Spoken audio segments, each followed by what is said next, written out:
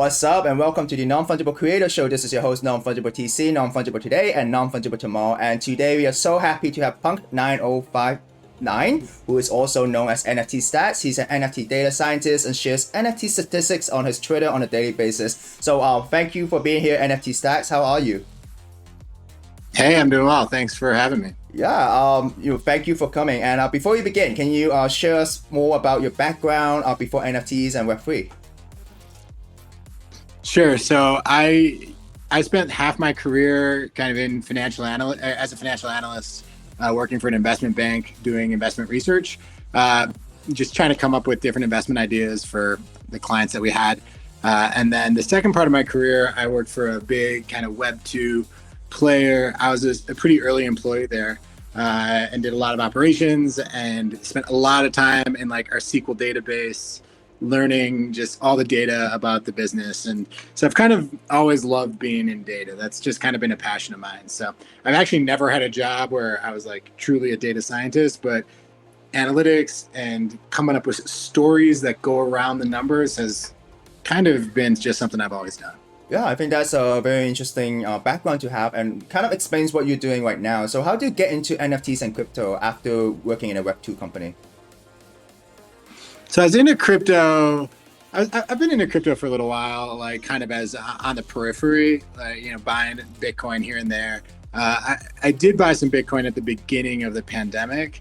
And over the next couple of years, I started hearing about NFTs a little bit. I never got that into them. And then I just had a couple friends who started buying NFTs. And I think that flipped a switch for me where I decided I wanted to move my Bitcoin that I bought into NFTs.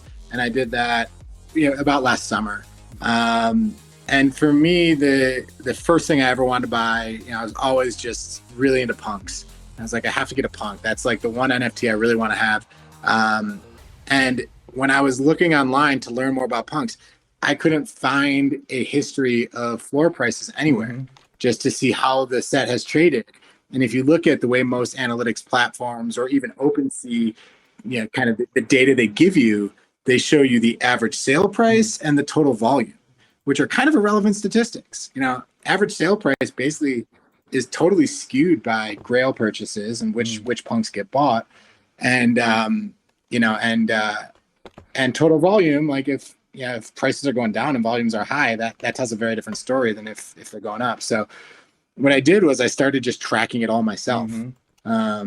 And I'd go onto the Larva Labs website every day and just manually look at what the floor was and keep a doc of it. And then I found a way to like figure out what the floor for every trait was. And I'd keep a doc of that too. So over time, I developed this really long history of punk floor and trait floors that I don't think that many other people had. So that was kind of the beginning of one, getting into NFTs, but then two, kind of becoming a bit of a data geek around it as well. You had a $1 billion asset here and you couldn't even find a floor price chart. So I figured I'd do it myself. Interesting. And so this was your first punk when you first entered the space, right? That was, yeah. I've lost a lot of money on that NFT, but that was my first punk. Wow. So you did get into space quite recently as well. It was just last year, right? Early last year. That was when I got into NFTs, yeah. In the summer. Yeah. And I think a lot has changed since. So I do see that on a daily basis, right? You do help the community. You share a lot of NFT statistics on your tweet, and a lot of them kind of blew up as well. And I think your statistics are very helpful because it gives people a more rational approach to NFT rather than just reading all the headlines and rather than what you said, right? Because some statistics are being outlier statistics, right? They aren't really the average, right? So I do know that you have provided this flow chart for people to do analytics and that type of stuff. Can you share more about this table?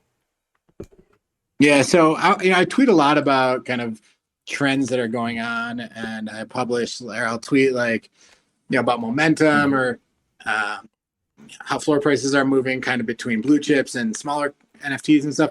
And I always felt like there was an information disconnect between me and my followers because I would tweet stuff and they wouldn't have the data. So they just had to take me for my word. So what I decided to do was make all my data on floor prices and daily volume public to everybody for free. So I built this doc here. It's a Google Doc. And the first thing it does on this page is it creates a lot of charts for you. So here you have Bored Apes and punks. And that upper left hand just shows the kind of like how apes have trended in blue, and then how punks have trended in red. And if you delete punks, then you just get one set. That bottom left hand chart, it shows you the ratio. So it used to be, that one punk could buy you 10 apes. A year ago. Now one ape can buy you 2 punks, or a little bit less. So that just shows those ratios and how they've changed over time. And then that bottom right one is daily volume. I just added that, like what's the ETH volume of the 2 sets. So you can do it as a comparison. Here we have punks and apes, or you can just look at one set and see how that set's floor has looked over time, or the volume has looked over time. And yeah, that's the tool there. A lot of people, I'd say probably the most common use case actually is people who just want the floor data will just go to that data floors tab and just copy it all from themselves. And then they have all the floor data that I have. The airdrops tab is pretty cool too. Yep. So if you click there, so this looks at, you can type in any set, or not any set, but the ones that I've tracked, and it'll show you how the original token combined with the different tokens that have been dropped to the holders, how that group of NFTs has performed. So here's Azuki. Every Azuki holder got two beans. So it has the Azuki plus the 2 beans. That the lower right hand is just like a little bit simpler way of looking at the full set. And then the upper right shows you what percentage each token is.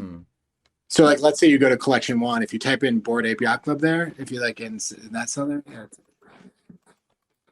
let's see if it comes up. Oh, I think I cannot edit this, but Oh, my bad. Yeah, my bad. Yes, we'll just let it be. But yeah, that is one thing. If people want to use this, they have to go to File and make a copy of it, and then they can manipulate it however they want. Yeah, just make a copy. That's the way you got to do it. But yeah, so that's kind of what's going on there. Okay. So you also have a portfolio builder where people could maybe download the spreadsheet and then kind of input the collection, and that will show the floor price and the portfolio, right?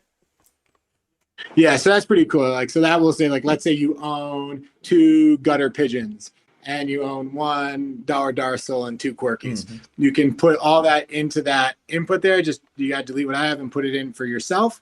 And then it'll show you the price history of that set of NFTs. And every day it'll update and show you how your portfolio has done relative to the day before in terms of one-day move. So yeah, it's got some cool functionality here that you can mess around with. And I for people who is new to this, they can actually go to your chart. They could input the start date, end date, the value in ETH or USD, and the collection, and that's how they could use your charts. And same for the chart maker, which is the criteria that you're talking about. But I do want to share a appreciation to you from a community standpoint, because I know that you dedicatedly input the data yourself, right? So you have all the data here, the data floors and data volume. So what's your routine, right? How do you update these tables, right? So every morning I run, I have a bunch of scripts that run overnight. So it's pretty easy. I wake up, I have a bunch of spreadsheets that have the updated scripts, and then I just basically paste that data into a few different spreadsheets. This one's my public facing one. I have one that I don't have public because it's confusing and I don't want to confuse users, but it's like can track different indexes, like a large cap index, mid cap. So I'll paste the data there. I have another one that tracks traits. So I'll have like hoodie punks done, or, trippy for apes, or gold skin world of women. Like, it kind of has every trait for about 8 or 9 different sets. So I got a lot of stuff I update in the morning. Probably takes me 20 to 30 minutes every day. Yeah, but I think that's dedication, right? Because you have to do it every single day, or else it kind of messes up the data. Yeah, it definitely is a bit of a rabbit hole. I'm not gonna lie. So, as someone who's been looking at data on a daily basis, right? What observations have you made about the NFT market in general? What words of wisdom backed by data can you share with us?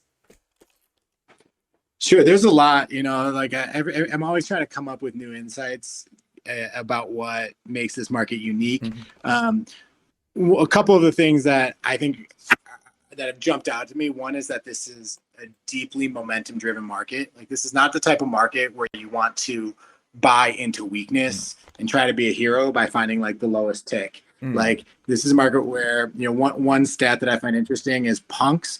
In the past year, punks, if the punk floor went down yesterday, then 68% of the time it went down today. If the punk floor went up yesterday, then 57% of the time it went up. Okay, so basically the best indicator of what the floor is going to do today is what it did yesterday. And what that means is that you don't really have to chase things. I mean, you don't really have to like be a hero on the downside. You want to see a little bit of positive momentum in your set before you start buying. So that's like one of the big takeaways is like buy when it's started going up. Don't try to pick the bottom. Another thing that I found super interesting is, you know, a lot of NFTs are up massively. So Doodles, for example, is up over 100x in 6 months. You know, the mint price was 0.08. It's now at 19, something like that. So it's up over 100 times. That said, if you on the average day, so Doodles are up over 100 times, but on the average day, the Doodle floor goes down. More often than not, Doodle's floor goes down than it goes up.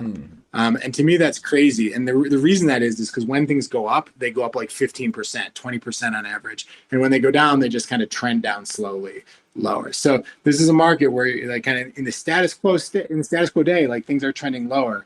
But you got to own it and you got to have that patience so you can be there for the pump, because like those blasts higher, that's when all the money is made.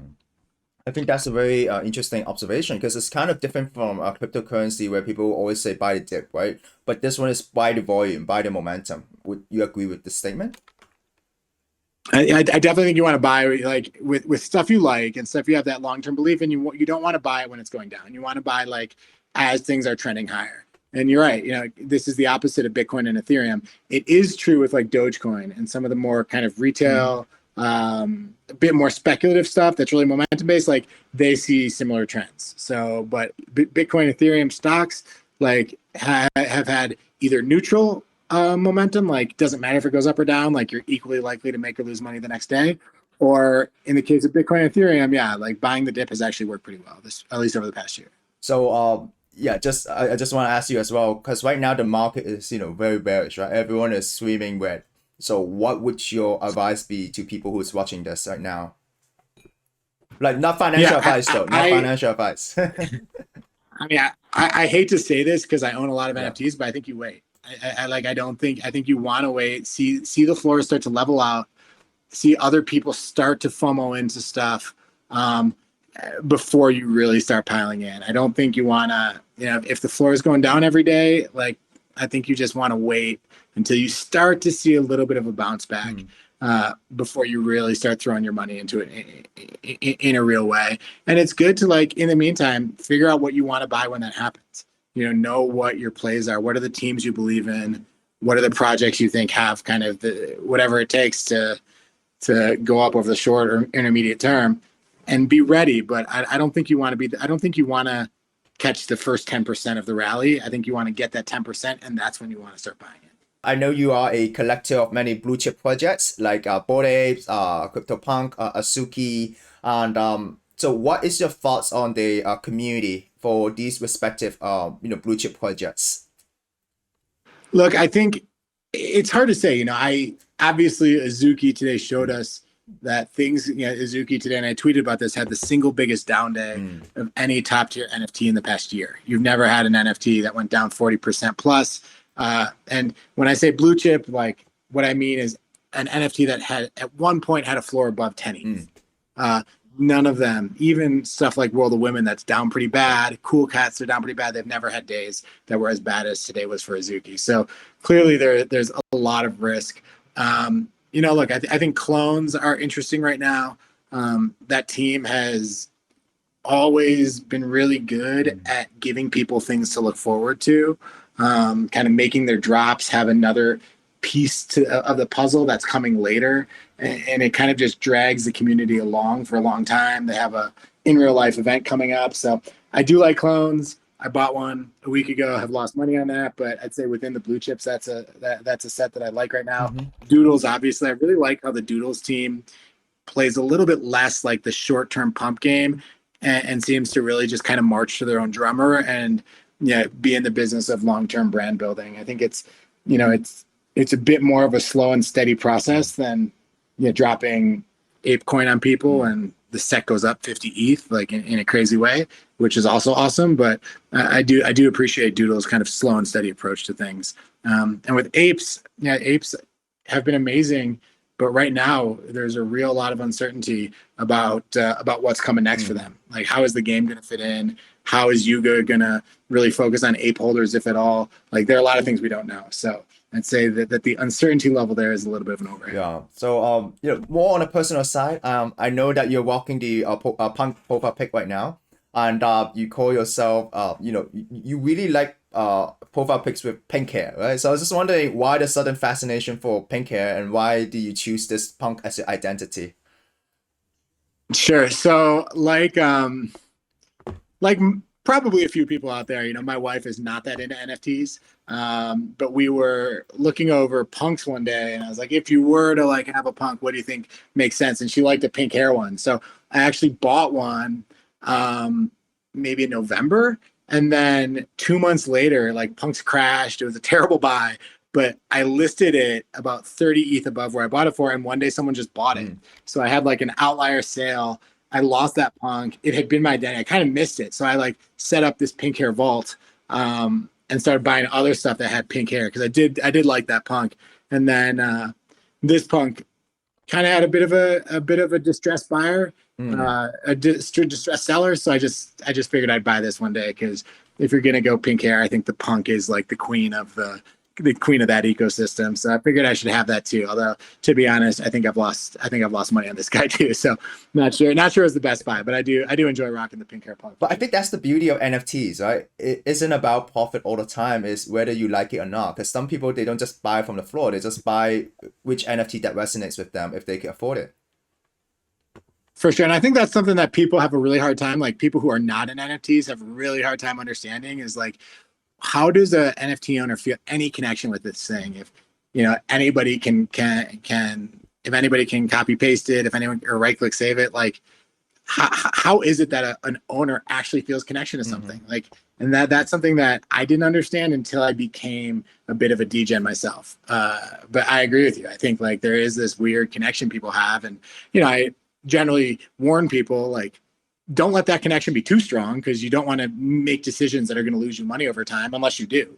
There are some people who really don't care about the money, but if you do care about the money, like, keep that in check, but look for opportunities when stuff you really, really like kind of comes at a price point you're happy with. Like that's when NFTs are great. Yeah, I think that's a amazing word of wisdom that you're sharing. And moving on to our next question. I know there was an incident in the past where you kind of spoke out against the majority, which is about the Cool Cats website with potential linkage with the OpenSea phishing scam. And right now, at the same time, we have this Azuki controversy happening right now. So what would your because you have gone through this once, right? You have gone through speaking inconvenient truth within the space, and you got some backlash, right? What would your advice or what would your sharing be for people who are currently holding Azukis? And as a holder yourself, what do you think of the whole incident? And should inconvenient truth be spoken against the majority? Well, those are two like totally separate things. I mean, the situation with the OpenSea phishing hack was just some research I did, and I found as I did more and more research, the big question with this hack that happened 3 years ago, or I'm sorry, 3 months ago was 3 months ago was where did the victims kind of sign a bit of a compromised signature, and a lot of the research I did suggested that there was at least a very good chance that this was from. It all kind of happened on the Cool Cats website that somehow Cool Cats got hacked around the mint of Cool Pets. That's like a perspective that I've done a lot of research on to look into. I don't have the full truth or the full knowledge, but the more people I talked to who were looking into it, the more people, like it became clear that everyone who was behind the scenes looking at this shared the suspicion. So that was a very, very different thing.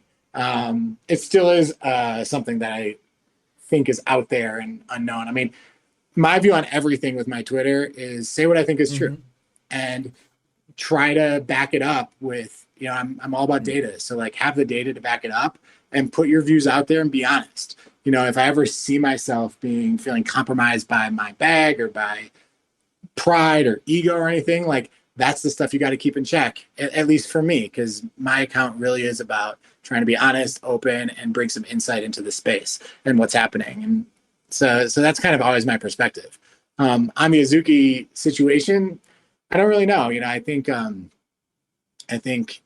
not a huge Funks fan or something. I think that some of those sets, some of the derivatives have been a little bit cynical, a little bit with the intention of being a bit confusing to the consumer. Like I'm not super into them, so the idea that the founder is connected to those sets isn't like a great thing to me. Is it a deal breaker? I don't know. I haven't really followed all the specifics around the different rugs and whatnot. I do think that these NFTs are expensive enough at this point that you should expect your founders to be doxxed and to be open about their identities, just because there's so much money on the line that you want the people who are making decisions kind of that really guide your set, you want them to be accountable. And I think anonymity is a way that people can shed that. And that's not, that I just broadly with power comes responsibility.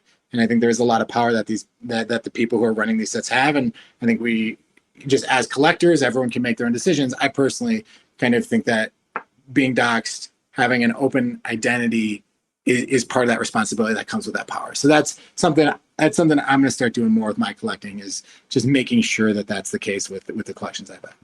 So yeah, thank you so much for being here. I know your time is tight today.